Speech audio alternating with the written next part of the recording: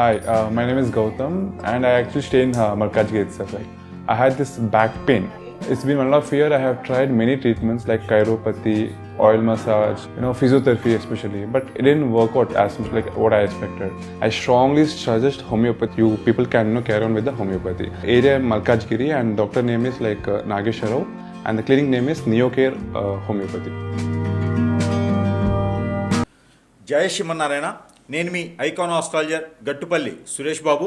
అయితే మనకిప్పుడు నవగ్రహాలు 9 ఉంటాయి, ఛాయాగ్రహాలు 2, మొత్తం 11 అయితే మనము హిందూ సాంప్రదాయ ప్రకారంగా మనం ఎక్కువగా భావించేటువంటి గ్రహాలు ఏమిటంటే మనిషి యొక్క స్థితిగతుల్ని మార్చగలుగుతాయి.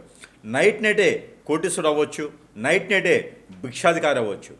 అలానే గ్రహాల యొక్క స్థితిగతులు, అలానే మనిషి జీవితంలో గ్రహాలే కాకుండా ఆ యొక్క దశ అంతర్దశలు గోచార ప్రకారంగా చంద్రుడు ఏ రాశిలో ఉన్నాడు, చంద్రుడితో పాటు ఏ గ్రహము ఏ రాశిలో ఉంది, ఏ స్థానంలో ఉంది మనం పరిశీలన చేసినట్టయితే కనుక ఆ ప్రకారంగా ఇప్పుడు దశేటువంటి దశాంతర్దశలు ఇవన్నీ కూడా పరిగణనలు తీసుకోవాలి. అప్పుడు మనిషి యొక్క జీవితం ఎలా కొనసాగబోతుంది, ఎలా కొనసాగుతుంది, ఇక మీదట ముమ్మట కూడా ఎలా కొనసాగబోతుంది అని కూడా మనము ఈ యొక్క జ్యోతిష్య శాస్త్ర ప్రకారంగా చెప్పదగినటువంటి విషయాలు ఉంటాయి. అలానే మరొక విషయం ఏంటంటే ఈ మధ్యకాలంలో అయితే కనుక జాతకాలతో సంబంధం లేకుండా జాతకాలకి అతీతంగా, అంటే జాతకంలో మనకి ఏం తెలుస్తుంది అంటే కనుక ఈ గ్రహాల యొక్క స్థితిగతులు మారుతూ ఉన్నప్పుడు ఎలాంటి పరిణామాలు ఎలాంటి వెదజల్లుతాయి అనేది ఒకటైతే,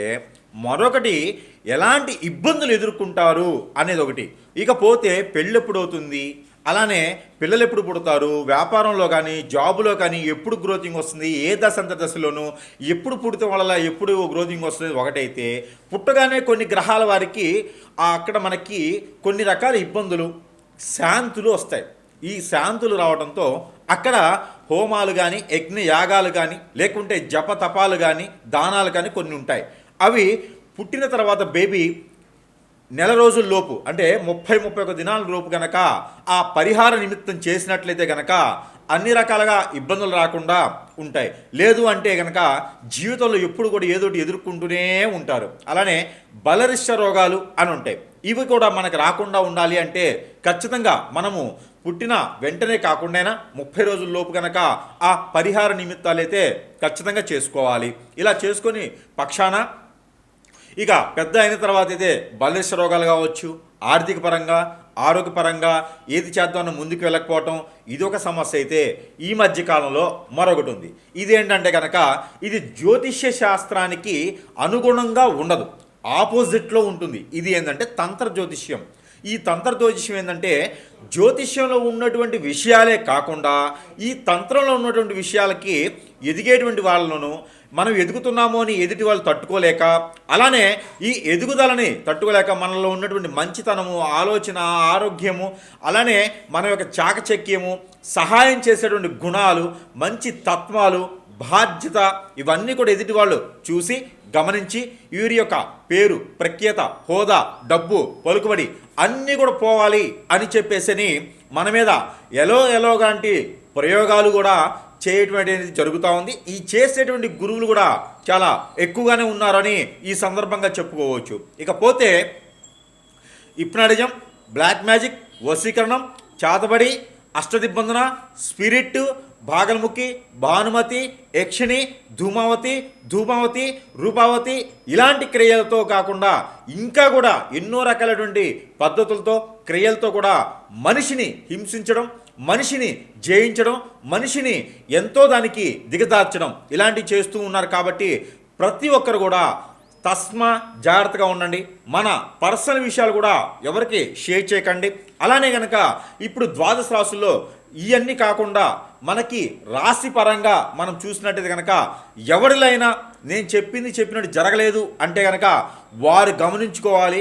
ఖచ్చితంగా ఏదో జరుగుతుంది, ఎవరో నా ఒక జీవితాన్ని నాశనం చేస్తున్నారు, ఎవరో నన్ను పట్టి లాగేస్తున్నారు, ఎవరి వలన ఇలా అయిపోతుంది అని మాత్రం గమనించుకొని సమీప దూరంలో ఉన్నటువంటి గురువు గారికి సంప్రదించినట్టయితే మీ యొక్క పరిష్కార మార్గం చూడపబడుతుంది. కాబట్టి ఆ విధమైన ప్రయత్నం చేయండి. ఇకపోతే గ్రహాల యొక్క స్థితిగతులు గ్రహాలు ఏ స్థానంలో ఇప్పుడు ఉండటం వలన ఏ రాశి వారికి ఎలా ఉండబోతుంది అనేది ఇది కేవలం గ్రహాల యొక్క స్థితిగతులకి మాత్రమే చూడొచ్చు. ఇక వేరే సమస్యలు అంటే మీకు ఏదో జరుగుతుందని మాత్రం గమనించుకోవాల్సి వస్తుంది. ఇకపోతే మనకి మొదటిగా ద్వాదశ రాశుల్లో ఒకటైనటువంటిది ఒకటి తులారాశి. ఈ తులారాశి వారికి మనం ఆలోచించినట్టయితే ఒక పాట ఉంటుంది. మనకి పురాతనమైన పాతకాలంలో చూసినట్టయితే కనుక, అంటే అప్పుడు మేము కూడా పుట్టి ఉండం, కాకపోతే పాట అయితే ఉంటుంది. ఉందిలే మంచి కాలం ముందు ముందులా. ఈ పాట అయితే మీరు వినుంటే కనుక తులారాశి వారికి ఏ రోజుకి ఆ రోజు ఇలాంటి పాట పాడుకోవాల్సి వస్తుంది. ఎందుకంటే కనుక పాట అంటే చాడలా ఉంటాయి, కానీ సినిమా పాటల నుంచి వేరే ఉంటుంది, రచయిత వేరే ఉంటుంది, కానీ పాటలోని మీనింగ్ ఆ అర్థం అయితే మాత్రం తులారాశి వారికి ఖచ్చితంగా ఉంది అని చెప్పొచ్చు. ఎందుకంటే కనుక ఈ పాట చెప్పాల్సిన అవసరం ఏముంది అంటే, ఉందిలే మంచి కాలం ముందు ముందు అంటే ఈ శని భగవానుడు మారటంతో తులారాశి వారికి కూడా కలిసి రావడం, ఇది కదా అదృష్టం అంటే. ఏదైతే ఎప్పుడో ఒకసారి పుష్కరాల కాలంలో కలిసి వచ్చింది అనే విధంగా ఈ తులారాశి వారికి ఎప్పుడో ఒకసారి కలిసి వస్తూ ఉంది. ఎందుకంటే శుక్రుడితో కూడింది కదా, ఎప్పుడు నరదిష్టిపోలే ఉంటుంది. ఈ ఒక 10 సంవత్సరాల క్రితం చూసినా మనకి ఊళ్ళల్లో ప్రిన్సిపాల్స్ ఉంటారు, మాస్టర్స్ ఉంటారు, హెడ్ మాస్టర్స్ స్కూళ్ళలో ఉంటారు. ఎలిమెంటరీ స్కూలు, హై స్కూల్లో హెడ్ మాస్టర్స్ కానీ లేదా పాఠ్యాలు చెప్పేటువంటి మాస్టర్స్ ఉంటారు, పంతులు. ఈ పంతుల జీవితం ఎలా ఉంటుంది అంటే కనుక ఒక మాటలు చెప్పాలంటే, మీరు పిల్లలుగా ఉన్నప్పుడు ఒకేలా ఉంటుంది, పెద్ద అయిన తర్వాత వచ్చి ఎప్పుడైనా మాస్టర్ని చూడాలంటే అదే పిల్లలు చెప్తూ ఉంటాడు, అదే షర్ట్ వేసుకుని ఉంటాడు. అంటే వారి జీవితం అనేది ఎదగదు. అలాంటి వారి జీవితంలో ఉన్నటువంటి తులారాశి వారు అనమాట. మీరు 50 సంవత్సరాల క్రితం వచ్చి చూసినా కూడా వారి యొక్క అవతారం మారిన దగ్గర పరిస్థితి మారదు. ఇలాంటిగా ఉంటారు తులారాశి వారు. ఇక వారి తగ్గట్టుగా నరదిష్టి, నరప్రభావం, శత్రుపీడ, శత్రుబాధ, అలానే ఆర్థిక సమస్యలు, అందరికి సేవలు చేస్తూనే ఉండేటువంటి తులారాశి వారికి కూడా అప్పుడప్పుడు అదృష్టం వస్తుంటుంది. ఆ అదృష్టం ఏంటంటే జనవరి 10, 2026 సంవత్సరం శని భగవాను మారటం. ఇది స్థల మార్పిడి కాదు, నక్షత్ర మార్పిడి అయినప్పటికీ కూడా శని భగవానుడు మార్పిడితో ఇలా బుధుడు, శుక్రుడు, అలానే రవి వీరి అందరూ కూడా కూడబలుక్కొని ఒకేసారి తులారాశి వారికి మిరాకిల్ అయ్యేలాగా మంచి చేయటం. ఇది ఎలా ఉంటుందంటే, మీరు వెళ్తూ ఉంటారు, ఒక పెద్ద మూట మీ నెత్తిన పడిద్ది. అది ఏదో రాయి అనుకుంటారు, కానీ మీకు ఒక డబ్బు మూట పడవచ్చు. అది మీరు వెతుక్కొని వెళ్ళలేకపోతే అది మీ యొక్క దరిద్రం ఇంకా ఉందని అర్థం. కాబట్టి అలాంటి మిరాకిల్స్ నైట్ జరగవచ్చు. కాబట్టి మీరందరూ కూడా బెట్టింగ్లు ఆడండి, పేకాట ఆడండి. అలాంటి ఆడితే ఇంకా పోతారు. కాబట్టి అలాంటి ఏమి ఆడకండి, అలాంటి బెట్టింగ్లు లాంటి డబ్బు పెట్టకండి, తెలియని వ్యాపారాల్లో డబ్బు పెట్టకండి, షేర్స్ కానీ మ్యూచువల్స్ కానీ ఆన్లైన్ బిజినెస్ కానీ అయితే చేయకండి. మీరు ఉన్నత స్థానంలో ఉండాలంటే ఫ్యాన్సీ షాప్స్ కానీ, ఏదైనా మంచి వస్త్ర దుకాణాలు కానీ, గోల్డ్ సిల్వర్ లాంటి వ్యాపారాలు కానీ, హోటల్స్ రంగంలోకైనా మీరు పెట్టుబడులు పెట్టండి. ఎదుటి వాళ్ళని నమ్మి పెట్టుబడి పెట్టకండి. శని భగవానుడు మిమ్మల్ని చెయ్యి మీ నెత్తిన పెడతాడు. కాబట్టి ఎక్కువ బరువు ఉంటుంది. కాబట్టి శని భగవానుడు మీ కాళ్ళ కిందే ఉండేలా చూసుకోవాలి. కాళ్ళ వర్ధం ఉండాలి, కానీ కాళ్ళ కింద కూడా అవసరంలా. శని భగవానుడు మీ భుజం మీద ఉంటే మీకు అన్ని విధాలుగా మంచి చేస్తాడు. కాబట్టి భుజం మీద శని భగవానుడు ఉన్నట్టు ఏం చేయాలి? చిన్న చిన్న పరిహారాలు చేసుకుంటే అన్ని రకాలుగా ముందుకెళ్ళొచ్చు. పెళ్లి కానటువంటి తులారాశి వారు ఎవరైనా ఉన్నారా? ఒక్కసారి కూడా పెళ్లి కానివారు ఉంటే ఫిబ్రవరి 19 తర్వాత ప్రయత్నం చేయండి. 2027 సంవత్సరంలో ఖచ్చితంగా పెళ్లి అయ్యేదానికైతే కనిపిస్తూ ఉంది.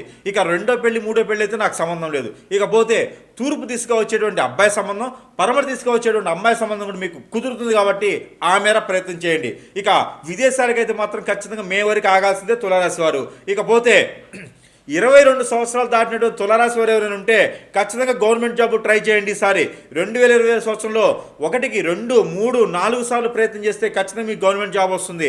శని భగవానుడు అంత మంచి చేస్తాడు మీకు తులారాశి వారికి. కాబట్టి చిన్న పరిహారం కూడా మీకోసం. అది ఏం చేయాలంటే కనుక, మీ పాత బట్టలు ఉంటాయి, ఎప్పుడో వాడి వాడి వాడి చీకిపోయి పనిచేసి ఆ కలర్ అంతా పోయినటువంటి బట్టలు మసిగుడ్లుగానో కాళ్ళు దుడుచుకోవడానికి వేస్తూ ఉంటారు మన ఇళ్ళల్లో. అలాంటి బట్టలు ఏమైనా ఉంటే తీసుకొని వాటిని 21 ముక్క చేయండి. పీసెస్ కత్తిరి పెట్టి 21 ముక్కలు కట్ చేయండి. స్త్రీలైనా పురుషులైనా అది వాడకుండా ఉండాలి. బట్టలు పాతవి చీకిపోయినవి అవి 21 ముక్క చేయండి. ఈ 21 ముక్క ప్రతినిత్యము కూడా ప్రతిరోజు కూడా సాయం సంధి వేళలో, అమావాస్య, పౌర్ణమి, తిథి, నక్షత్ర, వారం ఏమి లేదు, సాయం సంధి వేళలో మీరు నాన్ వెజ్ తింటారా, వెజ్ తింటారా ఏం సంబంధం లే, సాయం సంధి వేళలో ఆ పీస్ తీసుకొని మీకు తల చుట్టూతో 7 సార్లు క్లాక్ వైజ్గా, తల దగ్గర నుంచి కాలు వరకు 7 సార్లు మీరు దిగదార్చుకోండి. ఆ దిగదార్చుకున్నటువంటి క్లాత్ క్లాత్ని మీ ముందు ఒక కటింగ్ బ్లేడ్కి కానీ కర్ర కానీ కట్టండి. కట్టేసి ఆ క్లాత్ని కాల్చేసి ఆ క్లాత్ అంతా కూడా కాలిపోయి బూడిదయ్యేంత వరకు దాన్ని చూస్తూ ఉండండి. మీ మీద ఉన్నటువంటి ఏదైనా సరే చెడు క్రియ జరిగినా, ఏదైనా సరే పితృదోషాలు ఉన్నా, ఏదైనా సరే గ్రహ దోషాలు, ప్రకృతి దోషాలు ఏదున్నా కూడా మీ మీద తొలగిపోయేదానికి ఆస్కారం కనిపిస్తుంది. దీనితో పాటు లక్ష్మీ నరసింహస్వామి వారికి బఠానీలు కానీ లేదా శనగలు కానీ గుడాలు చేసి ఏదైనా శుక్రవారం రోజున నైవేద్యం ఇవ్వండి. ఇవి రెండు చేస్తే శని భగవాన్ యొక్క అశుభ దృష్టిని ఖచ్చితంగా తొలుగుతుంది. దశాబ్ద కాలం వరకు కూడా మీ జోలు ఎవరు రాకుండా, మీ మీద ఏదైనా చెడు క్రియ జరిగినా కూడా మీ జోలు రాకుండా సుసంపన్నంగా బహువిధంగా కూడా మీరు జీవించడానికి, ఇంకో 10 మందికి సహాయం చేసేదానికి కూడా ముందుండాలని ఆశిస్తూ ఉన్నాను. జై శ్రీమన్నారాయణ.